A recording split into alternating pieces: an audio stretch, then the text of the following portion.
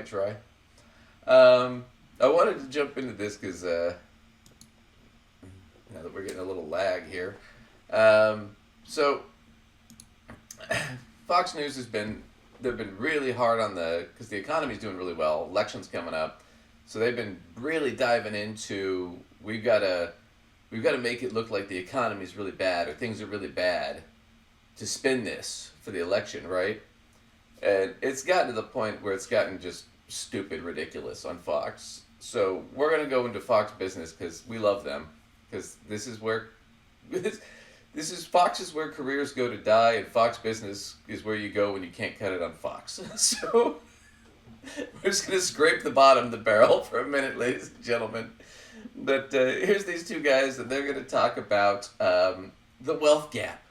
And we're going to talk about why this is so stupid.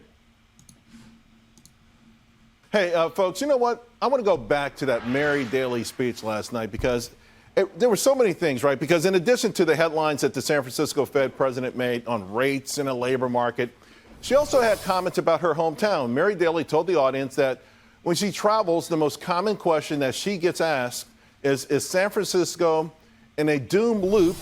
Is the world over?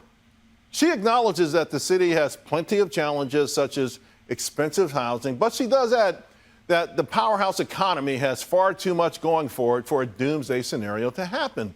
Well, newsflash, it's always a doomsday for many. It's already a doomsday for many people in her city and her state. I mean, yes, sure, of course, we know there's mind-boggling wealth in San Francisco, but it only underscores the inequality. In fact, Okay, so I want to get into this. So, wealth inequality. It's doomsday in San Francisco, man, with wealth inequality. It's all horrible, blah, blah, blah.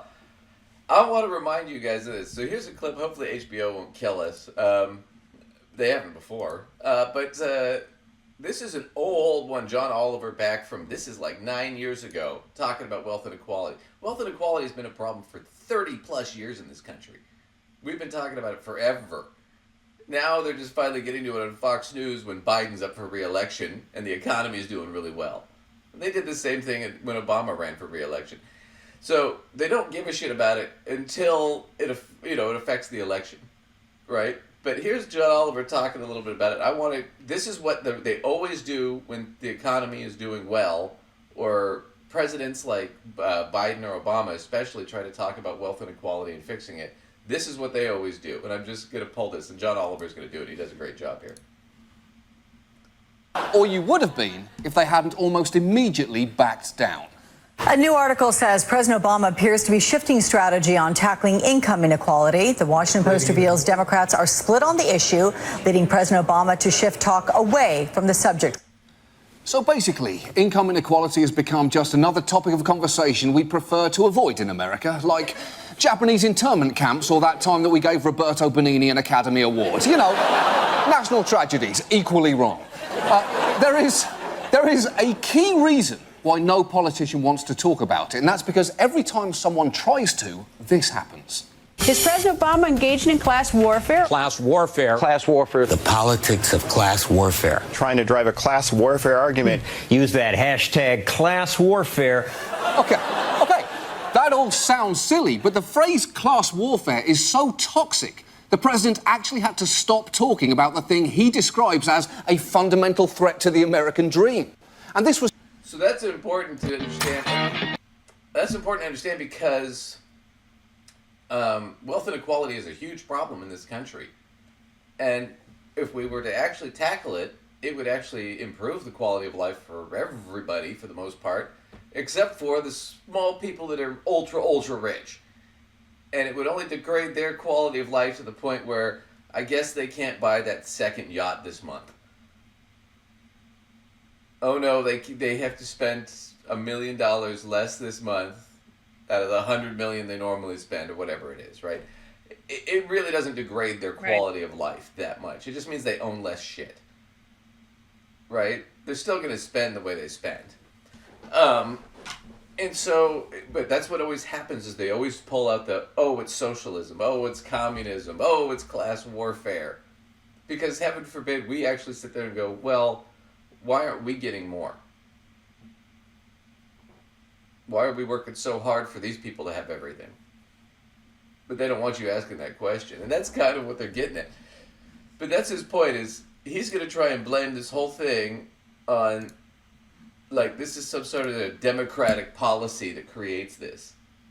And it's not really. I mean, it is to a degree both policies. It's policy on either side. But this is partly how our economy works, and we've just never done anything about it until recently.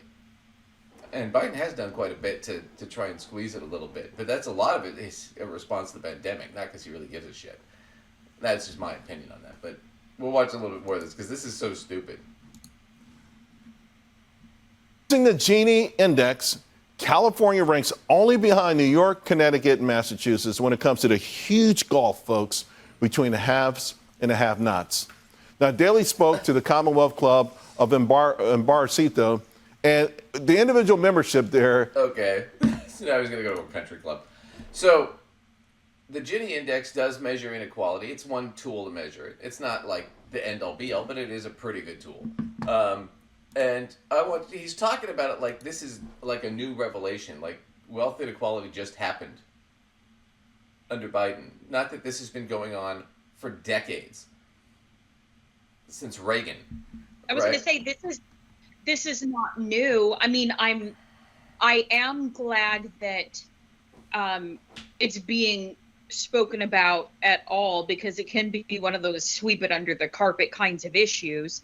But it's not a new issue. Right. It's and it seems like a no-brainer that New York and California would probably have the largest difference between the haves and the have-nots, because look at the mega cities positioned in those two states. Look at the population, Well, look at the industries that tend to be there as well. Yeah, we'll get into that in a second, because there is actually a reason why it's spread a little bit more. But we're going to go into this real quick. So here is SSTI, and they're going through, useful stats, income inequality, but they're looking at it from 2006 to 2022, so just this century. And they're doing the Gini index values, and they do them by state. So here they have New York's Gini index, 0.52, which is pretty high. Connecticut, 0.5. Massachusetts, 0.4975, so 0.5. California, 0.4953. And Louisiana was a red state, oh no, were the states with the highest Gini coefficients in 2022. Okay, so this is right around COVID, right? And then Washington, D.C. at the second at 0.51. So they break it down by the map, right? So this is 2006, and it's been up. But if you break it down and you move this forward into the future, it's showing you year by year what the changes are. And it got bad in California, and it's bad in Oregon, and it's bad all around. If you see this, they're not like anybody's really killing it here. And the change of Gini values over time. So if you do the percentage change by state, this is a different kind of situation where if you look at the 5-year, it's 1% was the growth in California, or 0.1 was the growth. Oregon was 2, Texas was -1 though. So some of the red states did have some, it was either flat or it went down a little bit in the last 5 years. If you look at it though over the length of time, it's everybody's way up over a 15-year period. And the reason that's important is because of this. So I just pulled out this article so you guys can see it, and we'll scroll down in a second.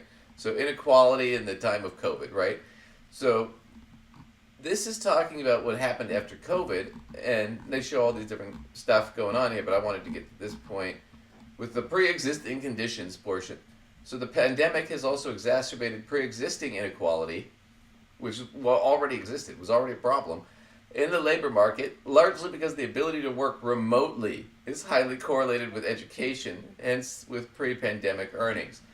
So during the pandemic, that was a big shift to hybrid work or remote work, but who does that apply to? It applies to people with college educations and people that live in cities, primarily.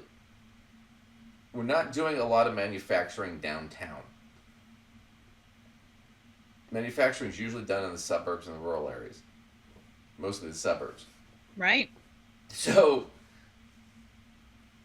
I mean, that's the thing is, so yeah, of course you saw a percentage growth change in areas where, yeah, inequality got worse because in the cities, you had people who were not college educated or were in service industry and stuff, and they were kind of stuck.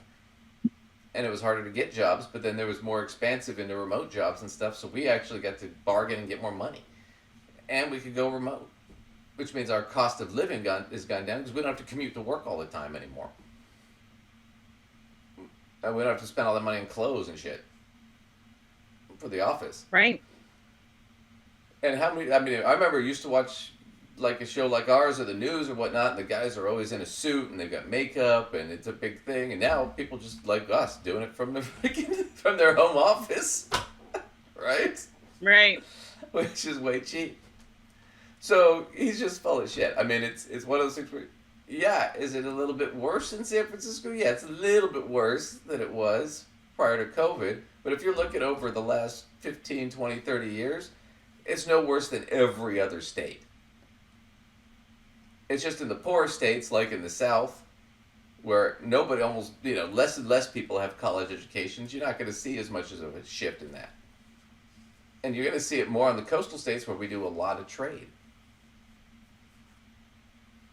That's just how it goes. So, they're just trying to spin this shit to try and, make it look like this is all of a sudden a new thing. But I love it how they're socialists when they think it's going to be in their favor, and then the rest of the time they're yelling about there's no class, there's no inequality, it's class warfare. Right. So, is there or is there not a problem? There's only a problem when you can spin it the way that you want it to look politically or whatever, right? Come on now. Well, it's like we always say, with conservatives, with Republicans, they want socialism for them and capitalism for the rest of us. The rest of us can fight for our food. They want to have benefits from the government. Right? So it just kills me.